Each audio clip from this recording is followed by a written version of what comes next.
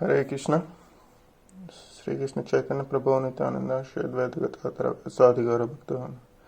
Today we will be discussing Srimad Bhagavad-Gita of Chapter 9, Text 18, Translation.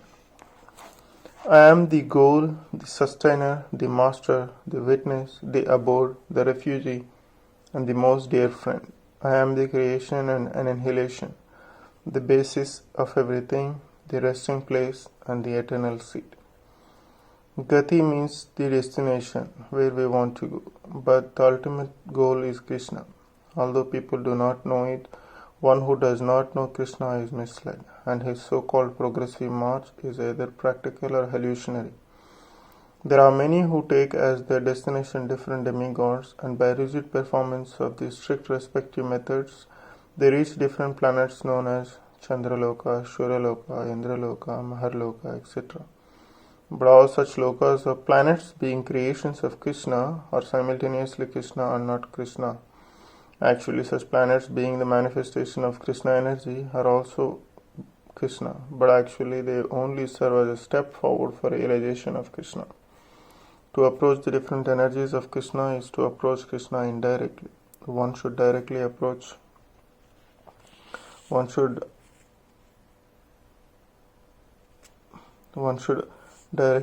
Krishna, for that will save time and energy. For example, there is a possibility of going to the top of the building by the help of an elevator. Why should one go by the staircase, step by step?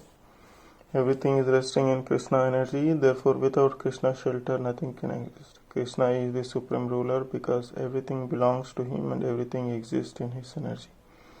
Krishna, being situated in everyone's heart, is the supreme witness. The residents, countries or planets of which we live are also Krishna. Krishna is the ultimate goal of shelter, and as such one should take shelter of Krishna either for protection or for the annihilation of his distressed condition. And whenever we have to take a protection, we should know that our protection must be living force. Thus Krishna is the supreme living entity, since the Krishna is the source of our generation, or the Supreme Father. No one can be better friend than Krishna, nor can anyone be better well-wisher. Krishna is the original source of creation and the ultimate rest after annihilation. Krishna is therefore the eternal cause of all causes. Text 19, Translation. O Arjuna, I control heat, the rain, the drought. I am immortality, and I am also death personified. Both being and non-being are in me. Krishna, by his different energies, diffuses heat and light through the agency of electricity and the sun.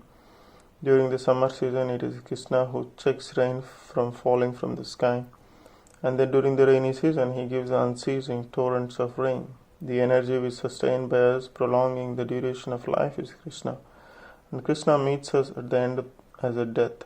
By analyzing all these different energies of Krishna, one can ascertain that for Krishna there is no distinction between matter and spirit. Or in other words, he is both matter and spirit. In the advanced stage of Krishna Consciousness, one does not therefore make such a distinction. He sees Krishna only in everything. Since Krishna is both matter and spirit, the gigantic universal form comprising all material manifestation is also Krishna, and his pastimes in Vrindavana as 200 Shamasundara playing on a flute are those by the Supreme Personality of Godhead. Text 20, Translation. Those who studies the Vedas and drink the Soma juice, seeking the heavenly planets, worship me indirectly. They take the birth on a planet of Indra, where they enjoy godly delights. The word Trividya refers to the three Vedas, Sama, Yajur and Rigveda. A Brahmana who has studied these three Vedas is called Trivedi. Anyone who is very much attached to the knowledge derived from these three Vedas is respected in society. Unfortunately, there are many great scholars of the Vedas who do not know the ultimate purport of studying them. Therefore, Krishna herein declares himself to be the ultimate goal of the three Vedas. Actual Trivedis take shelter under the lotus feet of Krishna and engage in pure devotional service to satisfy the Lord. Devotional service begins with the chanting of the Hare Krishna Maha Mantra and side by side trying to understand Krishna in truth. Unfortunately, these who are simply superficial students of Vedas become more interested in offering sacrifices to the different demigods like Indra, Chandra, etc. By such endeavor, the worshippers of the different demigods are certainly purified by the contamination of the lower qualities of nature and are thereby elevated by the higher planetary systems or heavenly planets known as Maharloka, Jnanaloka, Tapoloka. Once situated in those higher planetary systems, one can satisfy his senses hundreds of thousands of times better than on this planet. Text 21 translation. When they have thus enjoyed heavenly sense pleasure, they return to this mortal planet again. Thus, through the Vedic principles, they achieve only flickering happiness. One who is promoted to those higher planetary systems enjoy a longer duration of life and better facilities for sense enjoyment. Yet one is not allowed to stay there forever. One is once again sent back to this earthly planet upon finishing the resultant fruits of the pious activities. He who has not attained perfection of knowledge, as indicated in Vedanta Sutra, Janmadi Asyayata, or in other words, he who fails to understand Krishna, the cause of all causes, becomes baffled in achieving the ultimate goal of life, and is thus subjected to the routine of being promoted to the higher planetary, and then again coming down, as if situated on a Ferris wheel which sometimes goes up and sometimes down. The purport is that, instead of being elevated to the spiritual world, where there is no longer any possibility of coming down, only one simply revolves in the cycle of birth and death and higher and lower planetary system. One should better take to the spiritual world to enjoy eternal life full of bliss and knowledge and never return to this miserable material existence. Text 22 translation. But those who worship me with devotion, meditating on my transcendental form, to them I carry what they lack and preserve what they have. One who is unable to live for a moment without Krishna consciousness cannot but think of Krishna 24 hours. Being engaged in devotional service by hearing, chanting, remembering, offering prayers, worshipping, serving the lotus feet of the Lord, rendering other services, cultivating friendship and surrendering fully to the Lord. Such activities are auspicious and full of spiritual potencies. Indeed, they make the devotee perfect in self-realization. Then, his only desire is to achieve the association of Supreme Personality of Godhead. This is called yoga. By the mercy of the Lord, such a devotee never comes back to this material condition of life. Shema refers to the merciful protection of the Lord. The Lord helps the devotee to achieve Krishna consciousness by yoga, and when he becomes fully Krishna consciousness, the Lord protects him from falling down to the miserable condition of life.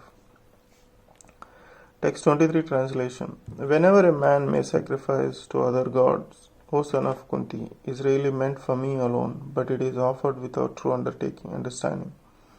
Persons who are engaged in worship of demigods are not very intelligent. Although such worship is done by me indirectly, Krishna says, for example, when a man pours the water on the leaves and branches of a tree without pouring water on the root, it does not without sufficient knowledge or without observing regulative principles.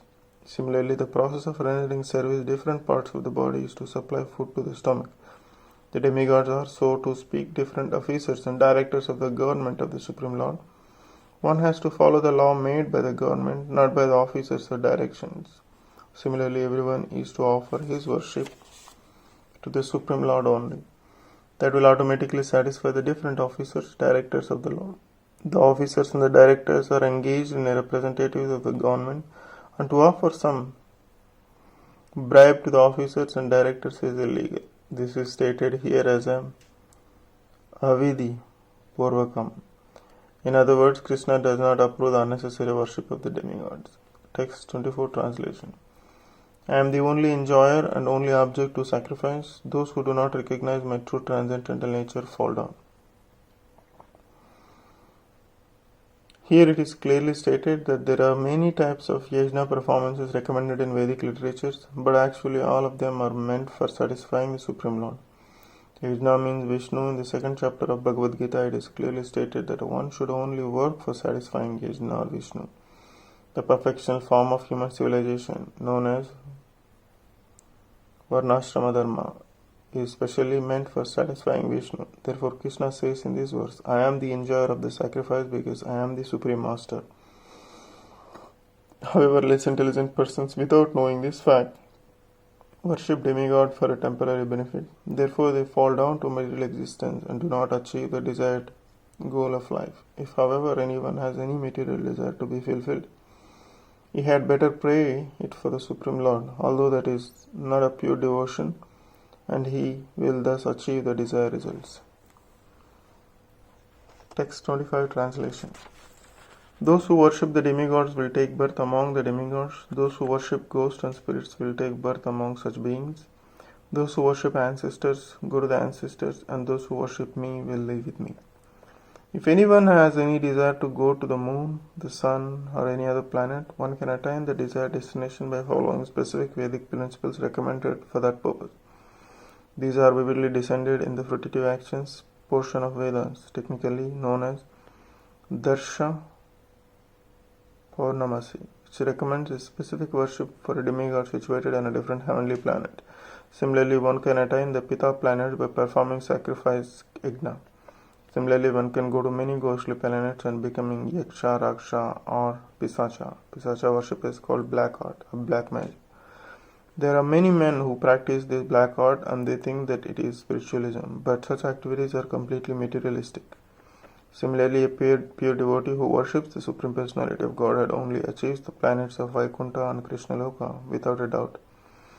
It is very easy to understand, though these important words, that if by simply worshipping the demigods one can achieve the heavenly planets, or by worshipping Pita achieves Pita planets, or by practicing the black arts achieve the ghostly planets. Why can the pure devotee not achieve the planet of Krishna or Vishnu? Unfortunately, many people have no information of these sublime planets where Krishna and Vishnu live, and because they do not know of them, they fall down. Even the impersonalists fall down from Brahma Jyoti. This Krishna Consciousness movement is therefore distributing sublime information of the entire human society to the effect that by simply chanting Hare Krishna Maha Mantra, Hare Krishna, Krishna Krishna, Hare Hare, Hare Rama, Rama Rama, Hare Hare, one can become perfect in this life and go back home, back to Godhead. Which ends the text and translation of text 25 of Srimad Bhagavad-Gita of chapter 9. Hare Krishna, keep listening. Thank you so much.